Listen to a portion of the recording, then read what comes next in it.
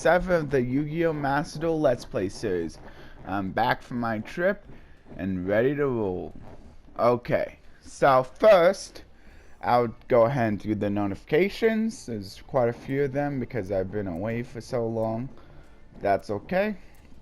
Okay, it looks like another season of ranked duels. That makes sense. So it looks like if you were diamond, you start platinum tier 5. So I think that means no matter where you were in diamond, you just start from platinum tier 5. So since I was platinum, I should start about gold tier 5 then. Okay. Huh. Okay. Okay. So anyway, daily mission improvements. This is pretty simple. Okay. Oh, good. They got rid of the... They made the inflicting damage and declaring attack to a monster a little bit easier. Yeah, because those two were a little bit annoying. So now instead of having to inflict 15,000 damage, you only have to do 8,000. So, pretty much all you gotta really do is, like, as long as you can get, like... as long as you're playing a deck that can basically, that basically OTKs your opponent through damage, you'll now be able to get done pretty easily with just one duel instead of having to do, like, a minimum of, like, 2. And then declaring, 2 attacks at monsters still can get a little difficult, but that's definitely a lot more manageable. Okay. So, yeah. So that's very nice. I really like that. And they didn't decrease the amount of gems you get, so you're still getting 40 gems for them. They just made them a little bit easier, and I can agree with that. New gates added to Solomon. Once again, more new gates, man. It's like I'm never gonna get through the gates. This time it's an Orcus gate. Ooh, that's interesting. So I can like read about that once I get to it. So I'm not gonna go into much detail, but yeah, it seems nice. Orcus. Orcus is basically a deck where they're all about like wanting to like get out like some of their banished monsters, like be able to use both the graveyard and the banished power to their advantage. And also like they can link summon quite a bit too. They're pretty good at that. And they have that really good rank gate monster that I forget what it's called, but like the one that can, I don't know, I forget what it does, but I just know it's really good. It's rank gate, it's really good. Anyway, we'll like see more of that once we get there. Anyway, Forbidden Droplet set. Here's another big one that I was looking at. So this one, just like the other sets, it includes a guaranteed card, basically a guaranteed ultra rare, and then like 10 master packs, and it's like 750. So already, like, you're getting a discount on like getting 10 packs, which already makes it a good deal, and it's a bonus that you're getting like a forbidden, you're getting like a guarantee UR. The only downside of this is that the UR that you're getting, the guaranteed one that you're getting, since it's not coming from a pack, it's not actually dismantleable. But I mean, that's okay, because some people might say that like these sets are really only good for new players who really need these cards. I disagree with that. I think they're good for like wherever you are in the game, whether you need this card or not. Because like, hey, like you also get a discount on packs too. So I think that's what makes it also pretty good. And I think this is something that if you're planning to go into secret packs, you should probably like first do the solo mode if you know there's a solo mode gate that like gets you that specific secret pack. I guess what I could do is like once I'm finished, I could do like a real quick like overview of like which solo mode gets you which secret pack maybe. But you could always like look it up yourself online. There's like you should be able to like look it up on Google. Should be pretty easily. But anyway, um, yeah. So like, it's pretty good for unlocking secret packs. It's like kind of random which ones you unlock, but like if there's a secret pack you need, like, eh, might as well try this out to see if you can like unlock it here, and then you can save your CP for the cards. Um, so yeah, and so besides solo mode, this is the second best way I think of like getting like specific secret packs. Solo mode is better because you know exactly what you're getting from a mission. It's always the same. But with 10 packs, I think you might have a pretty decent chance, especially if you're looking to like unlock multiple secret packs. Like if there's like more than one secret pack that you really need to get cards from. And it's also kind of fun just opening the packs too. So anyway, even though you can't dismantle the bones card, you can always dismantle your other copies of the card. Like if you already have a playset and you don't need a fourth, you can just dismantle one of the ones that you can dismantle. I mean, if you don't like have a playset and you're not sure whether you want or not, or like if this is the only copy of Forbidden Droplet for whatever reason, you could always just I mean, you need to hang on to it, but like there might be a time when you want the Forbidden Droplet. So yeah. I don't think these ever expire though, so like I guess you could just wait, but I think it's worth it just going for it right away. It's not that many gems, and you're still getting a discount with the packs. Anyway, you can decide whether it's worth it to you or not. I think it's always worth it. But yeah, you can definitely decide for yourself. And then the Extra Zeal Festival Survey. This is kind of old. I guess it's not too old. It was a few days ago when it ended. I know there's probably quite a few missions that I couldn't complete because I was on the trip, but yeah, there's that. Oh yeah, and something about the Forbidden Droplet set. I'll be opening this special thing at the end of the video. And for those of you who are interested in me talking more about the secret packs I unlocked from this, if any, which will be some, I'll go ahead and do a secret pack overview and maybe opening a few of the specific secret packs. If there's anything I need from any of them, I'll be doing that in a video tomorrow. But I might have to do the upload today just to make sure I can get out there if they don't give you much time on how long the secret packs last. I'm gonna have to see. I always forget how long they last. I think it might be 24 hours, but it could be 48. I'm not sure. Anyway, about upcoming updates. So I think this is a new one too. This is talking about Casual Duel, and what I'm really hoping that Casual Duel does is that it allows you to still complete missions. Like, I mean, I know the ranked duel missions will probably be unaffected by that, but I'm hoping that like some of the more obscure missions, like the declaring attack on monsters or inflicting a certain amount of damage or destroying a certain amount of monsters, I'm really hoping that those like just random missions like those, I really hope you can complete them in casual mode. If you can, then casual mode is awesome. If you can't, then I don't think I'm ever gonna really do casual mode, because like that's the only reason why I would even consider it. So I'm just saying that here and now. I don't really care much about playing for no reason at all. So as long as they can give me a reason to play casual mode, I'm all in for it. Otherwise, that's a pretty crap feature. But of course, I understand how some people would still enjoy it.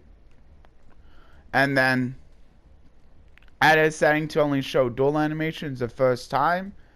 That's if you want your duels to go a little bit faster, so that's pretty cool. I might turn that on. Um, I might just keep it the same.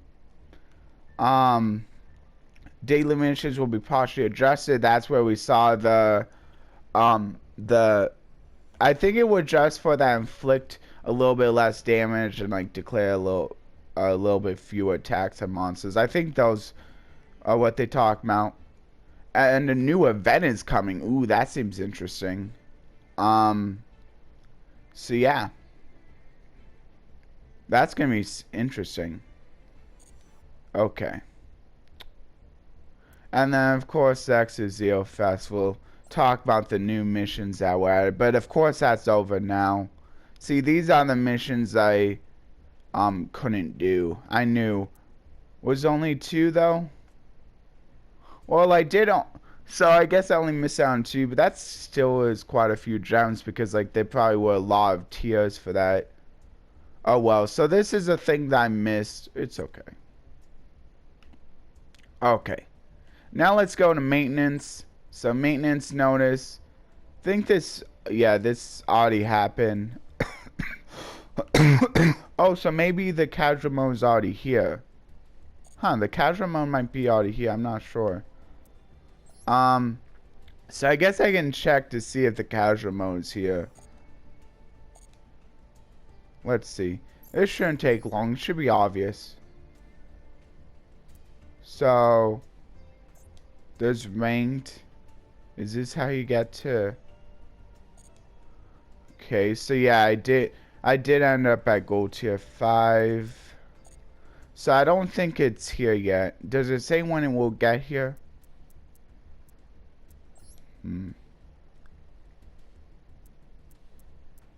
Hold on. August. Oh, early August. Okay, so it's coming up pretty soon. It's not here yet. That's okay. Okay, so now without a further ado, I better get to solo mode because I missed a few days. I really want to get through this. And the new gates are opening. Well, it's only one new gate, but still, like, that's one more new gate I have to get through. So next I'm going with the Legend of Star Heroes. Thought I finished this. Oh, wow, they added another gate for this as well. Oh, So, yeah, I still have all of these to get through. Okay.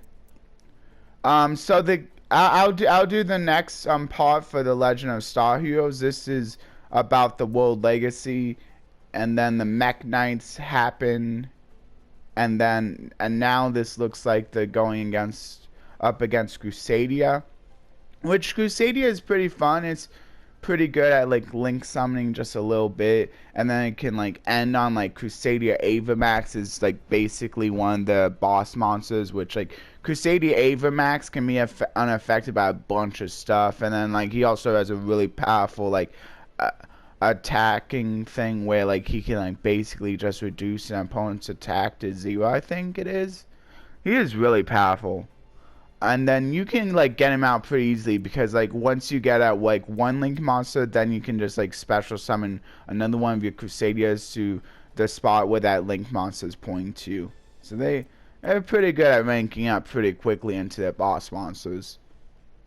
Or like other generic link 4s as well, like Appaloosa or Axis Code is a good one too. Stuff like that. Anyway, the gate details say Oram and his Link comrades, the Crusadia, are up against a new foe. The Orcus, who can be called back to the graveyard even after they are destroyed. Talking about that already, so that's cool. One question remains. Who is the mastermind behind these menacing machines? A new World Legacy battle is about to be unleashed. Okay, let's play it. So I think I'm always going to have enough resources to open all of the gates I want. Oh man, looks like this is mostly about... Wow. This is an interesting setup here. Anyway, let's go through all these scenarios first, I guess. Okay. So here's what I get for winning this scenario. I get Crusadia Maximus. Okay, so this one is just like the other Crusaders. Their first effects are always the same, so you can go ahead and read them if you like. So I'll go up to a third sense where they're a little bit different. And they're also about like targeting Crusadia Link monsters and having them and like protecting them in some way, or like giving them extra offense in some way. And in this monster's case, this is about allowing it to inflict double bow damage. So like they can like OTK pretty easily too. Like there's like ways you can OTK with this deck pretty easily. Other monsters can't attack, but like if you like but like the double bow damage should really help with some kind of OTK. Yeah, so here's a really good card. So it's good that you can just get 3 of him just for free. Oh, and here's the cards that's gonna appear in the scenario here. I don't know if that's considered. Yeah, that might be considered spoilers actually. So I think I'm gonna wait until the end if I remember. So the secret powers of planet.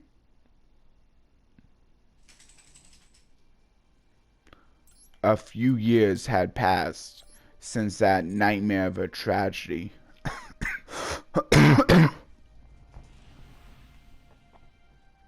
When Oram awoke, he found that the girl and her brother were no longer with him.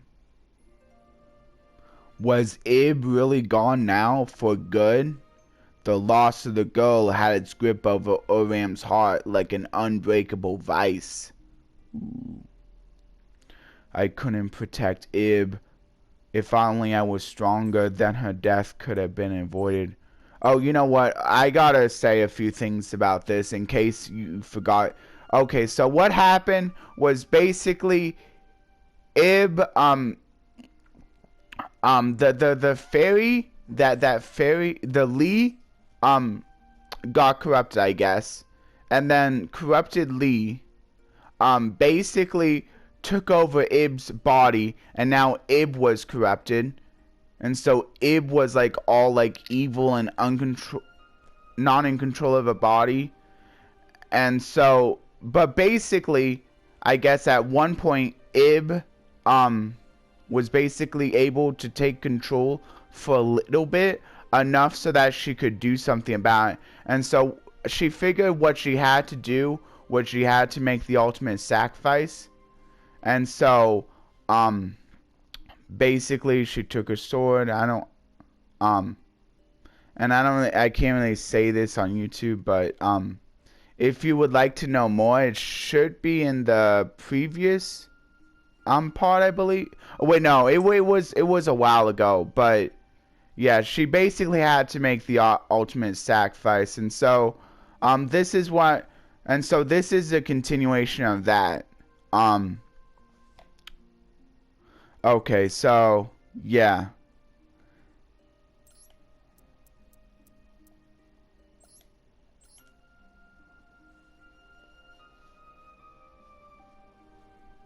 The battle had left a chasm in Oram's heart. Now that Ib was gone, Oram had tasted for the first time just how terrifying a battle could be, and how devastating losing someone you treasure could be.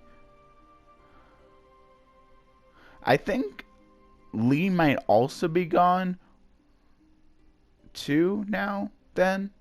He didn't have the heart to go on with the journey, not for now. However, there was still one thing on his mind that bothered him. It was Ningirsu. Even now, Oram still had no idea where he had gone. No doubt despair had taken him, now that his beloved sister was no more, and when Oram thought about how Ningirsu must be feeling right now, his heart became fraught with an immovable weight.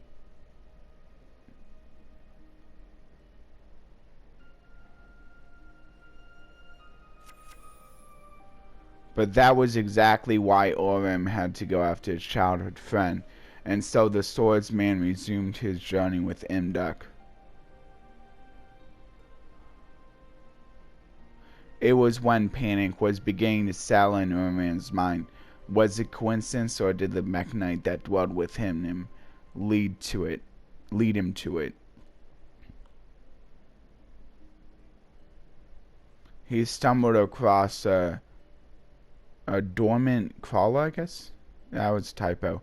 It occurred to Orem that this might lead to a clue. He could try to restore it and see if its communication system still worked.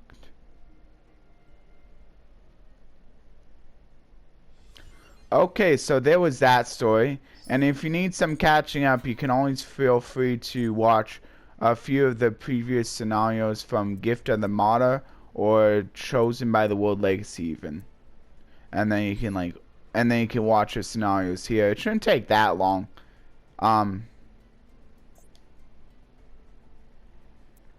Okay, this is, oh yeah. And then I'll show the scenario appearance cards real quick. I'll just scroll through them. I won't talk about them. Because you don't really need to know their effects. Just that they just like which cards showed up in the basically storyline, since they all tell a little bit of a story. Of course, this was the part where she had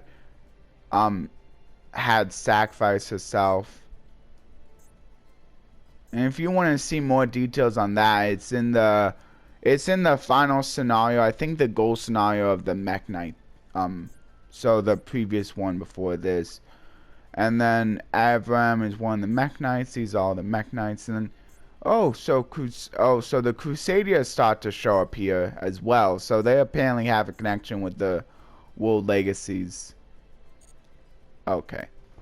So there's all the cards that showed up there. Okay, and then the next scenario. Crusader Maximus. Protectors that illustrate a warrior who has matured and taken the scars etched in his heart during battles. Perfect for those who always want the best for their dear friends.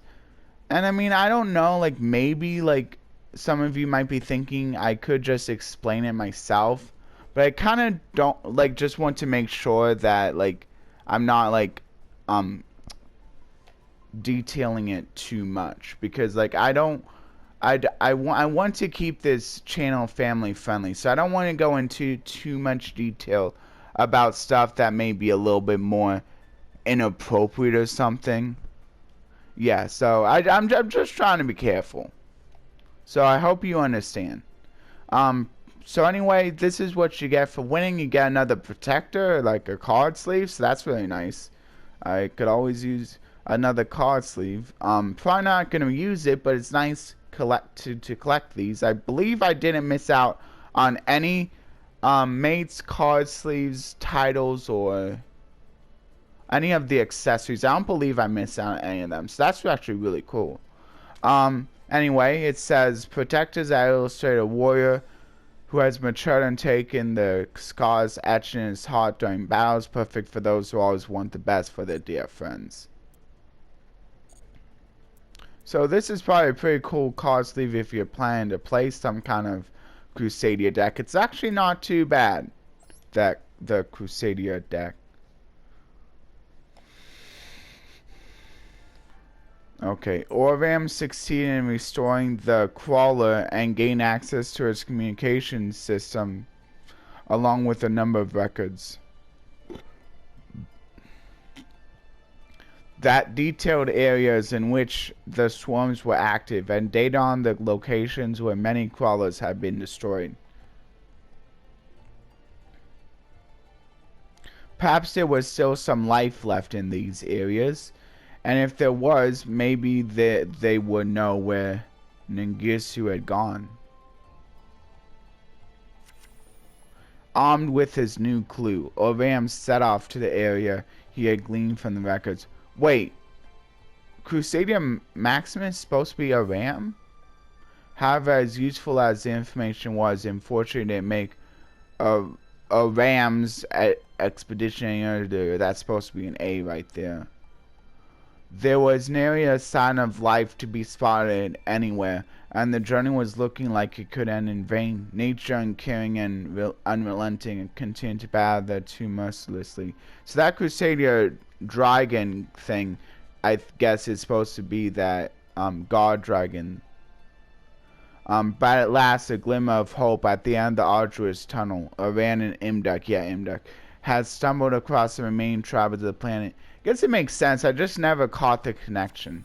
Yeah. That of the fiery recluses, the stalwart beasts, and the sacred lakeside trees. These are more of the Crusaders.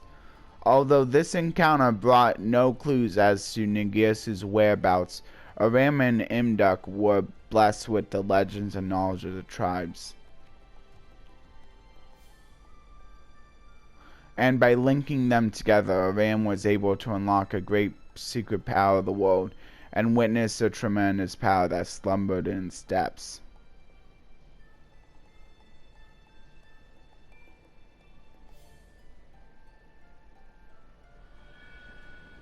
It made him think of the world's chalice powers that were bestowed to him. Should I go over the cards first and then you'll know their name? But this was greater, far greater, hiding unbeknownst to the dwellers of the planet. You know, maybe I think I will show you them before the story. Was this what Lee had thought? Aw, man, I didn't. Here, you know what? Now I have to. Here, I'll look at what that. I'm sorry, I'm gonna have to. I have to go to the log.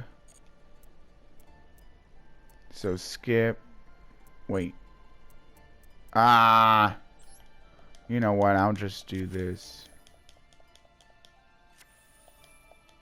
I don't want to miss it.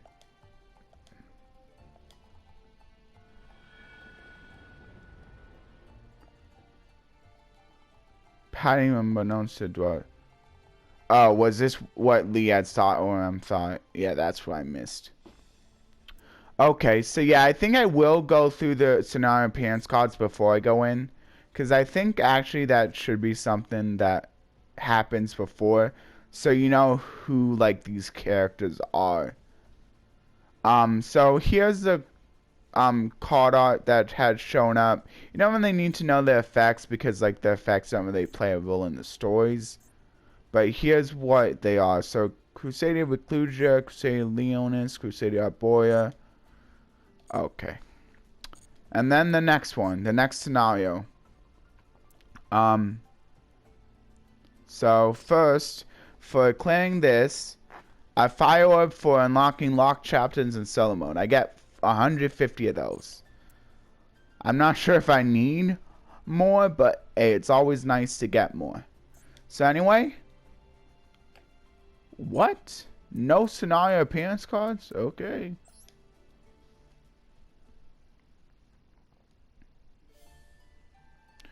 What were the more secrets?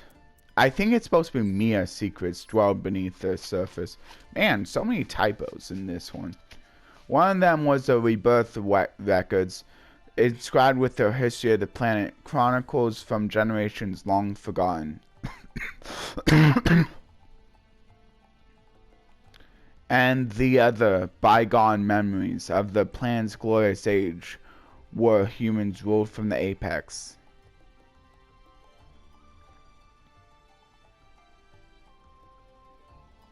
Long, long ago, there was a god who ruled the skies. With dragonkind as its disciples, it perpetuated the cycles of destruction and rebirth to maintain the balance of the realms. However, the scale of the destruction grew bigger each time, and one day the balance of the two was thrown into great disarray. Yes, and I know the god who rules the skies, and I'm pretty sure that's not what he looks like. Once this delicate balance toppled, even the sacred skies could not hold back the destruction it wrought. The god decided that it could no longer oversee the skies by itself. With its powers of creation, it brought forth layers and layers of the toughest earth and sealed the power of self-destruction within.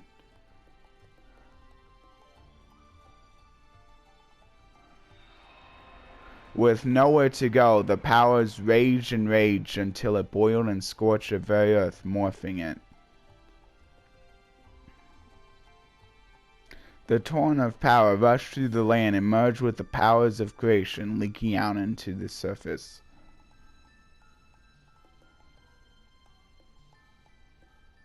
It became a small manifestation of the cycle of death and rebirth and gave life to lands. You know what? I could probably turn up the sound a bit, since with the last of its strength, the god then turned itself into a key and trusted to the life blooming on the planet before vanishing. Maybe I should turn the sound up a bit. I don't know. You can let me know if you think I should turn up a bit. In the years following its disappearance, the powers of destruction emerged to the surface many times. Maybe just a bit, though. Oh, however, every time it did, the life on the planet will use the key and, with the help of the dragon kind, push it back to whence it came. Over time, the key came to be known as Word, and the power of destruction as the Great Darkness. Thus the great legend of the world hero was born. Interesting.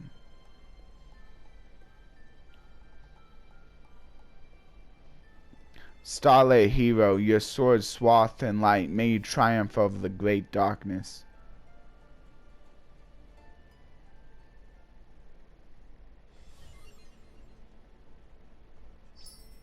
Yeah, I think I'm going to turn up a bit. Can I do it from here? I have to go back. Man, I have to go back in order to...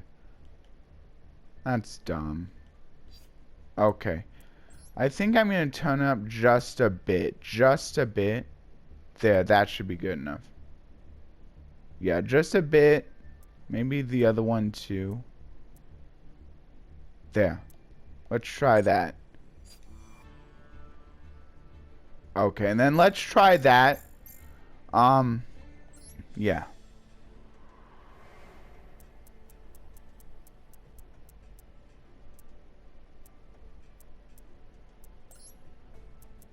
Yeah, I don't want to be too loud, but I think that might be good. That might be okay right there. Okay, so now so first for clearing this one, you get a water orb for unlocking locked chapters in Solomon. You get 150 of those. Here are the appearance cards that show up here. Only one, so that's pretty easily. World Legacy's Memory. You can feel free to read the effect if you want, but it's never important to know for the story. So anyway, let's just go straight into it. Okay. Decades, centuries, maybe millennia passed since the beginnings of the rebirth records. The land was now populated with life known as humanity. They were a civilization that gained scientific knowledge and technological know-how, and were at the height of their prosperity.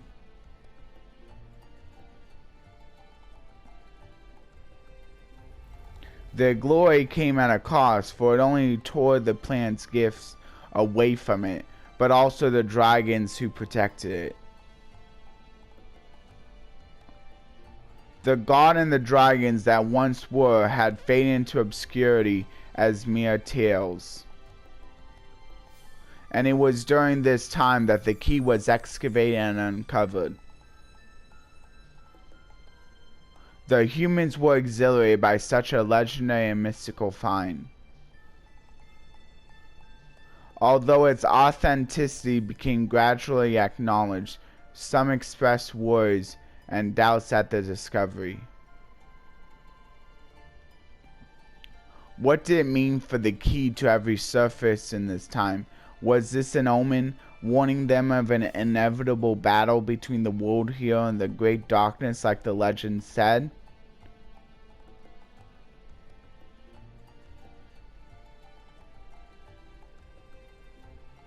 Now that they could see that the key existed in sword form, did this not also mean that the powers of destruction were indeed sealed deep within the planet's crust?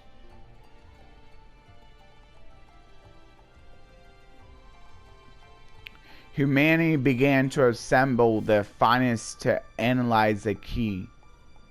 Within the team that had formed, there was a scientist who had shown her talent in all fields of medicine, astronomy, and archaeology. Her name was Lee. Lee was known all over the world as the foremost authority on computer science. The analysis was able to proceed smoothly thanks to her involvement, and not long after, the team branded itself as an organization called Crusadia under the jurisdiction of the Confederation of Nations. Is that supposed to be the Fairy League? Huh. So was she reborn as a human? Once they had analyzed the key further, they began to draft a plan that would help fight the imminent threats to their planet. It would involve warriors of a mechanical nature, and they called it... What did they call it? Project Mekk-Knight. Work was to proceed without a moment's delay. Meanwhile, Lee drew up a hypothesis and sought to validate it in secret. She wanted to get to the root of the appearance of the great darkness that world hero legend spoke of. Recorded in the legend were multiple tales of the key being used to drive back the great darkness by harnessing the powers of creation and destruction. It was a simple enough story. The great darkness would appear, and the world hero would fight it back with the key. However, could the reverse also not be true, that using the key was the very thing that drew the great darkness out? There were those who were trusted with a divine mission, and the conspirators who sought to revive the powers of destruction. The world hero legend was ultimately a story of the power struggle over the key. Ooh.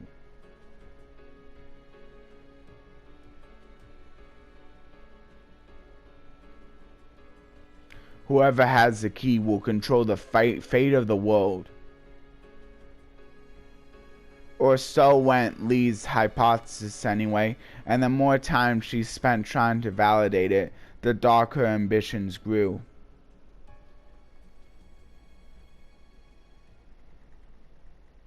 The divine powers will be mine. Okay. Okay, next scenario. And for this one, I get 150 Earth Orbs for unlocking locked chapters in solo mode. And here's the scenario appearance cards. That a bunch of Mekk-Knights. So here's they all are. Really all you need to know is the name. All the other stats aren't really relevant for the story.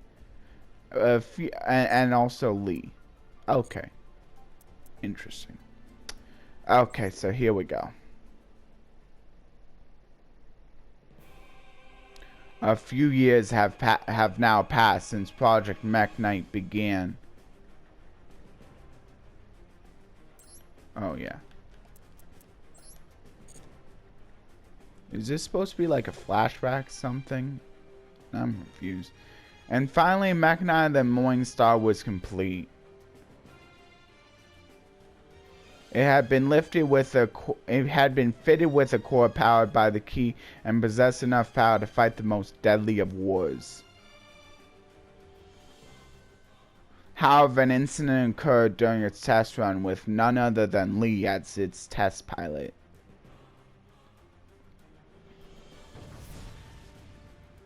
With the key, she had reversed all of the celestial powers coursing through its mechanical body and diverted them to the planet's core faster than anyone could make a move.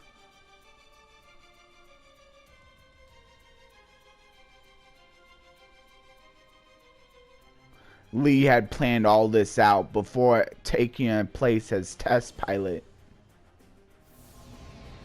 The power that had flowed into the planet's core split the lands, and once again the destruction from within overflowed to the surface, scorching every bit of Earth that it touched.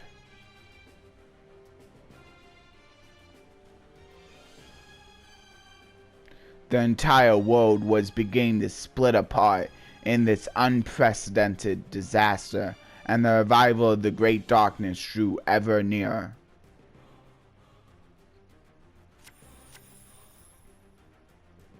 However, its resurrection was not without its obstacles. The Crusadia had created as assistive units 7 mech knights in total. Okay. The remaining mech knights faced off against Mech Knight of the Morning Star and destroyed it.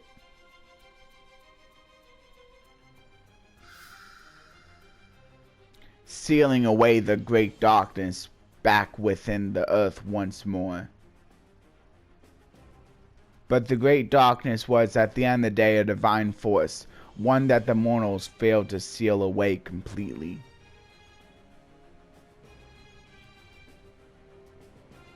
Inspired by the key, the team decided to put their powers into physical vessels of their own and left them on the surface as legacies.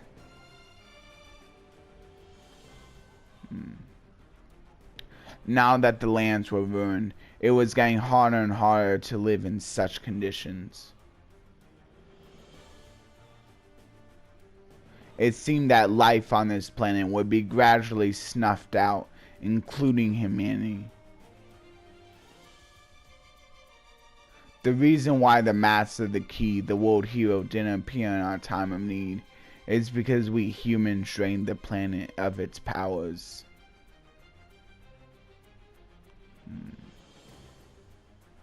Thought the Crusadia, they began to mobilize to put an end to humanity's so-called glory, as it was the largest obstacle to the revival of the banned lands and the planet's chances at surviving.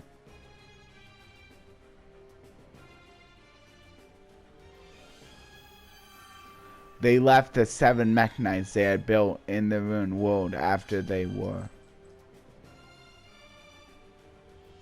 programmed with instructions to help rekindle the planet. The mech knights were also installed with the data of the Crusadia members they had established a brain link with.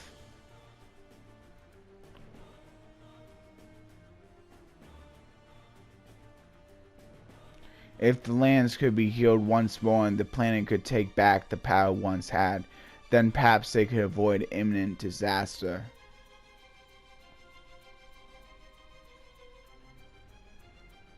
The Crusadia left all their hopes to a faraway future they may not even reach. However, there was one thing they failed to realize. The mastermind behind this incident was Lee, and she had already been taken by the burning lands. When she was found, she was already dead.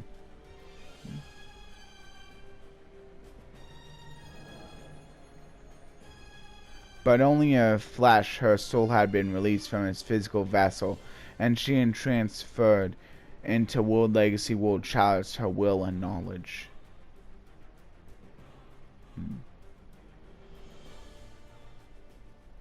Wow. So there's that one. Okay. Okay, so what I get for clearing this is another card, Crusadia Revival. It's a field spell, and oh yeah, the field spell is actually pretty good. Yeah, the field spell is actually really good. Like you combine this with the ability to be able to inflict double battle damage, and that can be a lot like of damage right there. Yeah. It'll be able to deal double battle damage to all of the opponent's monsters on the field. So yeah, pretty nice. And also the 500 attack boost really helps with the double battle damage thing as well. It kind of makes it so that they actually gain 1,000 attack in a way. Anyway, so here's the cards that you will see in this scenario. Crusadia Draco, Crusadia Reclusia, Crusadia Leonis, Crusadia Arborea, World Legacy World Crown, Crusadia Equimax, Crusadia Spatha. Oh yeah, and also all of the Crusadia links also like have like effects which allow them to gain attack equal to the attack of the monsters they are pointing to. So that also helps with them having a bunch of attack they can use to like inflict a bunch of battle damage to the opponent and like help with OTKing. But of course you don't need to play the Crusadia deck as an OTK deck. You can also do it as more of a control deck. Basically you're going into link 4s which like help with controlling the board instead. And then here's the Orchid's Field spell, which I think is also pretty good. Orchestrate Babel. Orcus Harpor, that's a really good Orcus right there. Orcustrion, Orcus Symbol Skeleton, Orcus Brass Bombard, Longiasu, the Orcus Orchestra, and Trader. Those are all the cards there. So anyway, so now I'll play this. So that's really nice. I get the field spell for free. The tremendous power that dwelled within the planet.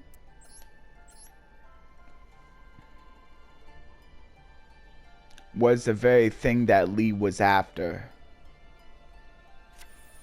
thought Oram. Suddenly he was struck by a sense of terror.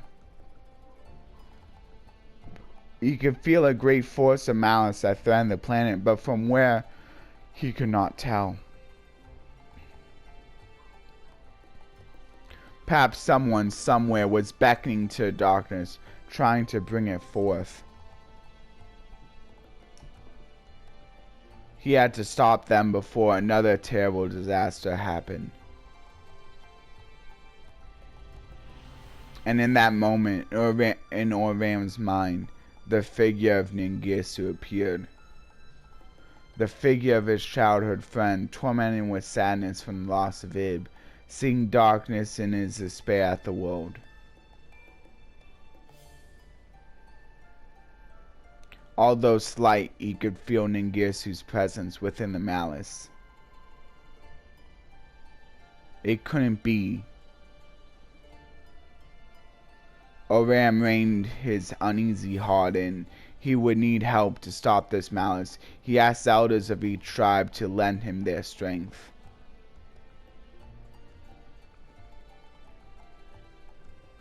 And they answered his pleas with a great number of warriors, and the tribes united in a formidable alliance.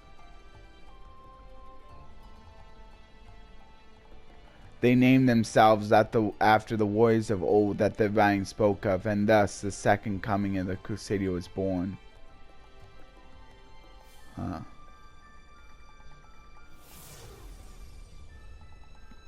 The Crusader were taken to a hidden spot by the tribe of the sacred trees and activated World Legacy World Crown.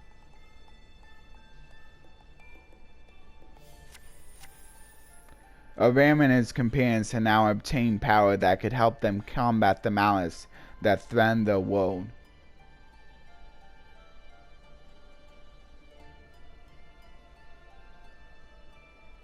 The Crusader began their advance toward the giant tower at the center of all the malice.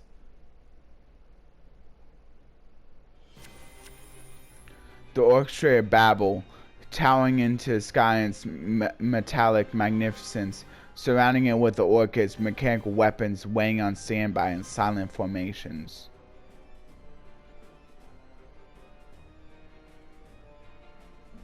At the tower's base was Ningirsu, and activating World Legacy World 1 was the only thing on his mind. Now that Oram could see his childhood friend, the swordsman could only think about how much sadder he looked. Oram prayed that he was only overthinking the situation, but he knew that the reality was not a kind one. Ningirsu was here because he won the powers of darkness, and he was at the center of the malice Oram had felt. That was the truth that awaited him at the end of his long search. But no matter how much time had passed, no matter how things had changed, the one thing that remained the same was that Ningirsu was still his friend.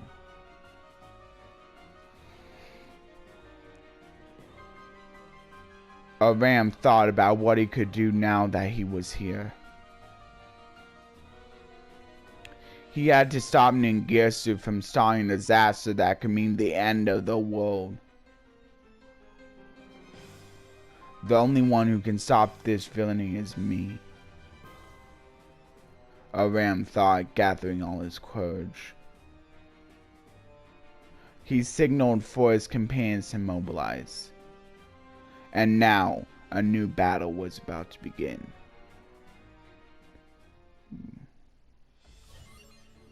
Okay. Oh, good. I got done with all the main scenarios, so that's good. So that's a good stopping point right there. So, I'll just unlock this. What? I need the... Oh, wow, that's interesting. I need a card sleeve to unlock this. Huh. So I guess I have to go through these two scenarios first, but we can do that in the next video. Okay, but for now, I'll just go and do the pack opening for that bundle for those who are interested in that and seeing that. And then anyway, I guess I'll talk a little bit about the trip. So we basically went to a bunch of museums and also Mall of America to go to Nickelodeon Universe. And I got quite a few nice things at the gift shops and the Nickelodeon Universe. A few like different things like games, games and magnets and a few mugs. But like I found out that like if you buy a mug that's not in a box, it's like it's probably not gonna keep if you're like on a trip. But if it's in a box, like it should be fine. So that's something to think about there. And so I think next time what I'll do is I'll just like if they can't give it to me in a box, I'll just order it online or something. I should be able to find it online. So anyway, I just bought a replacement anyway there. And then but everything else was able to keep, so that was really cool. It was mostly magnets and t-shirts that I bought, but like I did buy this nice SpongeBob game at Nickelodeon Universe. So that was really nice. Anyway, so that's a little bit there. And so like, and I also like went to museums where we basically just reading a bunch of stuff and like there were videos and stuff. I think my favorite part about museums is like watching those videos. But like, you can let me know like what your favorite part of a museum is. Like I would be interested in hearing that. Like if you don't mind all the reading, or if you like watching the videos instead, or if you like doing virtual tours.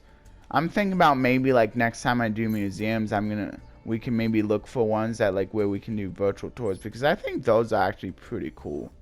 But you can definitely let me know if you would rather, if like for you, you'd rather just do the museums, just go at your own pace. Anyway, so here's the next bundle deal. Good, they take you right to it. Okay, so I guess I can go through them one at a time, but I still gotta hurry a little bit. So in this first pack,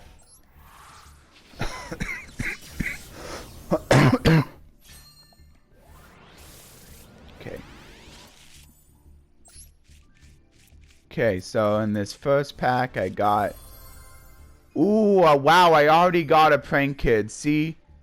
Okay, so I think this is a sign that I should maybe like go with like some maybe try building that adventure prank kids after all. And so I'll probably be opening a few more of those prank kids packs in the video tomorrow. Wow, starting right off with a prank kids card. That's crazy. If that's not a sign that I should be maybe like going with that, I don't know what is. Because Adventure of Prankins is actually a really good deck right now. It's like the second best deck in the rank ladder. So it's not bad. Then I got Invocation. And I don't know if I'm going to do anything with that. And then just a bunch of normals and rares. Cyber Rev System, pretty good for Cyber Dragons though. Although I'm probably not going to play Cyber Dragons. Okay. Then the next pack. Oh, you know what? I forgot to do my outro. So, I'll just do my outro at the end of this pack opening though, this time. Emancipator Signs is the super rare, so that's pretty nice for help for getting me that Emancipator Seek pack if I wanted to play that, but I don't think I'm gonna be playing Emancipators right now.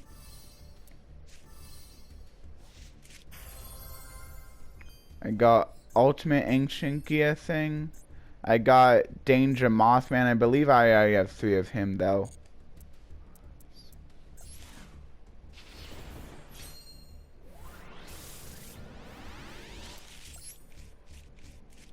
Okay, just a bunch of normals and rares then. Of course, you don't you don't get any secret packs from opening normals and rares. It's just the super rares and ultra rares. And the only sad thing about getting secret packs this way is that you don't actually get like to like have that like free pack opening. You actually have to craft a card in order to have something like that. But that's okay. Cause now at least I get to save my CP.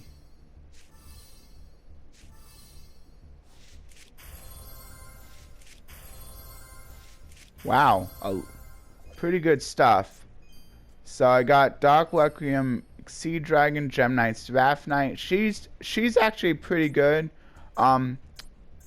For I think that Gem Knight fusion card that allows you to like send materials from the deck to a graveyard in order to like summon Gem Knight from the X deck. I believe that's still allowed here. So like I can like do something with that. But I don't think I will right now. Fist of the Unrivaled 10E, pretty good for if you're running some kind of like 10E deck.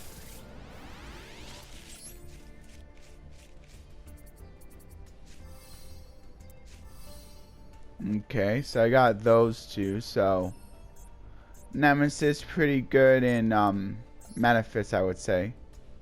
So here's all the cards I got. Of course, I also got Forbidden Droplet. And then here's all the secret packs that I unlocked also. So Prank Panic, I think that's the best one. But of course, I'll like look at them in more detail in tomorrow's video, and probably be opening a few more of that Prank Panic so I can get that Adventure Prank Kid deck going for the rank ladder.